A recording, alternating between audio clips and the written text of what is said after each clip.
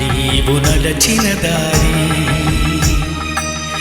నీవు చూపిన మార్గం. ఓం శ్రీ సాయిరామ్. భిక్ష అనేటువంటి ఉపాధిని కేవలం శ్రీ సాయిబాబా మాత్రమే తీసుకోలేదు. పురాణ ఇతిహాసాలను పరిశీలిస్తే ఆది భిక్షువుగా శివుడు, వామనావతారంలో శ్రీ మహావిష్ణువు కూడా భిక్షను స్వీకరించారు.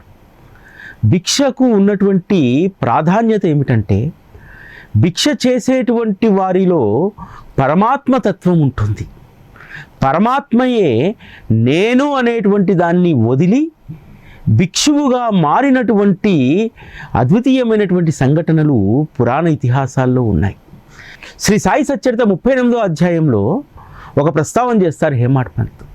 మధ్యాహ్నం 12 అయిందంటే భోజనం కోసము ప్రతి జీవి కూడా ఎదురు చూస్తూ ఉంటుంది.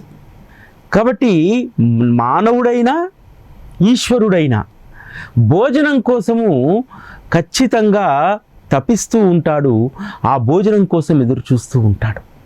ఈశ్వరుడు ఆది భిక్షువుగా మారడానికి ఒక అద్భుతమైనటువంటి సందర్భం ఉంటుంది. పార్వతీమాత శివుడితో తగువులాడి వెళ్ళిపోతుంది. శివుడు ఆకలికి అతీతుడు కాదు కదా. ఆకలి విపరీతంగా వేస్తున్నటువంటి సందర్భంలో కాశీలో ఒక స్త్రీ అందరికీ భోజనాన్ని పెడుతుందని చెప్పి తెలిసి కాశీకి వెళ్తారు. ఆ కాశీలో అన్నాన్ని ప్రసాదిస్తున్నటువంటి ఆ స్త్రీమూర్తి పేరు అన్నపూర్ణాదేవి. అన్నపూర్ణాదేవి వద్దకు వెళ్ళి భవతీ భిక్షాందేహి అని చెప్పి ఆమె ముందు భిక్షాపాత్రను చాచుతారు పరమశివుడు. ఆ అన్నపూర్ణాదేవియే సాక్షాత్తు పార్వతీదేవి. పార్వతీదేవి వద్ద భిక్షను తీసుకున్న తర్వాత వారిద్దరి కలహము కూడా తీరిపోతుంది. భిక్ష ఇంత ఉన్నతమైనటువంటిది. బాబా ఎందుకు భిక్ష చేసేటువంటి వారు? బాబా భిక్ష చేశారు కాబట్టి ఫకీర్ అంటున్నారు ఈరోజు. బాబా యొక్క భిక్షకు సంబంధించి కూడా ఒక అవివేకి ఇటీవల కాలంలో ఒక మాట మాట్లాడారు. నాకు చాలా ఆశ్చర్యం వేసింది. ప్లస్ ఆ అవివేకి వేదాలను ఉపనిషత్తులను వారి పరిశోధన చేసినట్టుగా చెప్పుకుంటూ ఉంటారు. మరి అవివేకి సాక్షాత్తు శివుడే ఆది భిక్షువుగా ఎందుకు మారాడు? వామన రూపంలో శ్రీ మహావిష్ణువు ఎందుకు భిక్షమెత్తాడు అనేటువంటి కనీస జ్ఞానం లేకుండా ఒక మాట చెప్పాడు ఆయన. బాబా 5 ఇళ్లల్లోనే ఎందుకు భిక్ష చేశారు అంటే, మిగతా షిరిడీలో ఉన్నటువంటి వాళ్ళు భిక్ష ఇవ్వలేదా బాబాకు? మరి 5 ఇళ్ల వారి పట్ల ఏమైనా ప్రత్యేకమైనటువంటి ప్రేమ ఉందా? పరమాత్ముడికి స్వార్థం ఉండకూడదు కదా. 5 ఇళ్ల వారికే పుణ్యాన్ని ఇస్తాడా? మిగతా వాళ్ళ ఇంట్లోకి ఎందుకు వెళ్ళలేదు?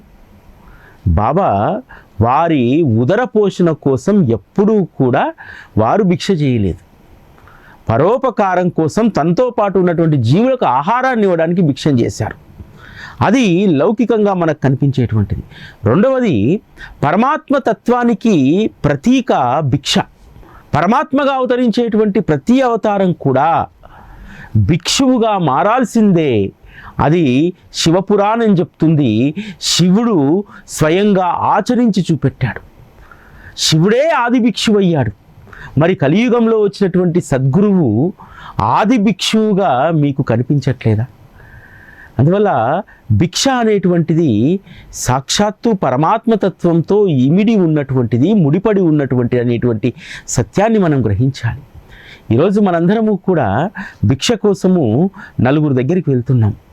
వెళ్ళేటప్పుడు మనము గర్వంగా ఫీల్ కావాలి. ఎంత గర్వం అంటే, సాక్షాత్తు శివుడే ఆది భిక్షువయ్యాడు, అన్నపూర్ణామాత వద్ద భిక్షాపాత్రను చాచాడు, అంతటి అదృష్టం నాకు కలిగింది అని చెప్పి మనం భావించాలి. ఒక్క సాయిబాబా మాత్రమే కాదు భిక్షాటన చేసింది. ఆది భిక్షువుగా శివుడు, లక్ష్మీపతి అయినటువంటి మహావిష్ణువు, అదేవిధంగా వ్యాస భగవానుడు, దత్తాత్రేయ స్వామి, ఈ విధంగా అనేక మంది భిక్ష అనేటువంటి ఉపాధిని తీసుకున్నారు. ఆ భిక్షకు ఒక అర్థాన్ని పరమార్థాన్ని వారు చాటి చెప్పారు. అందుకనే కదా ఇప్పటికీ కూడా సాధువులు, ముముక్షువులు, భిక్షువులు ఒకే ఒక శ్లోకాన్ని వారు పఠిస్తారు. వారి ఉపాధి భిక్ష అయినప్పుడు వారు ఇంటింటికి వెళ్ళి భిక్ష అందించినటువంటి వారి ఎదుట ఒకే ఒక శ్లోకం చదువుతారు. అన్నపూర్ణే సదాపూర్ణే శంకర ప్రాణవల్లభే జ్ఞాన వైరాగ్య సిద్ధ్యర్థం భిక్షాందేహించ పార్వతీ. కాబట్టి ఆది భిక్షువు భిక్షకు మూలకారకుడు. ఆ తర్వాత వచ్చినటువంటి అనేక పరంపరలు కూడా భిక్షపైనే ఆధారపడి వారి అవతార ప్రస్థానాలను కొనసాగించాయి. కాబట్టి ఈరోజు భిక్ష చేసేటువంటి మనందరము కూడా అదృష్టవంతులం. భిక్ష చేసేటువంటి వాళ్ళు ఎంత అదృష్టవంతులో భిక్షను ఇచ్చేటువంటి వాళ్ళు కూడా అంతకంటే అదృష్టవంతులు. ఆది భిక్షువుగా మారినటువంటి ఈశ్వరుడికి అన్నపూర్ణాదేవి ఆహారాన్ని అందించింది. అదేవిధంగా ఈరోజు గురు పౌర్ణమి సందర్భంగా శ్రీ సాయిబాబా ఆకాంక్షించినటువంటి పరోపకార సేవ కోసం మీ ఇంటికి వచ్చినటువంటి సాయిబాబా రూపంలో, పరమాత్మ రూపంలో వచ్చినటువంటి వారికి భిక్షను అందజేయండి. సాయి టీవీ తలపెట్టినటువంటి ఈ కార్యక్రమం విజయవంతం కావాలంటే అందరూ భిక్ష చేయలేరు. కేవలం ఒక 190 మంది ఈ భిక్షా దీక్షలో ఉన్నారు. మిగతా వాళ్ళందరికీ కూడా వీలు కాక లౌకికంగా అనేక రకాలైనటువంటి ఇబ్బందులు ఉన్నటువంటి పరిస్థితుల దృష్ట్యా మీరందరూ కూడా భిక్షలో పాల్గొనలేకపోవచ్చు. కానీ మీకు కూడా ఒక సదావకాశం ఉంది. ఎవరైతే భిక్ష నేరుగా చేయలేనటువంటి వారు ఉన్నారో వారు సాయి టీవీలో క్రింద స్క్రోల్ అవుతున్నటువంటి ఆ నెంబర్లకు గూగుల్ పే ద్వారా భిక్షను సమర్పించి మీ భక్తి వైరాగ్యాలను చాటుకోండి. భిక్షకున్నటువంటి మహత్తు గురించి మళ్ళీ రేపు మాట్లాడుకుందాం. ఓం శ్రీ సాయిరాం. నీవు నడచిన దారి, నీవు చూపిన మార్గం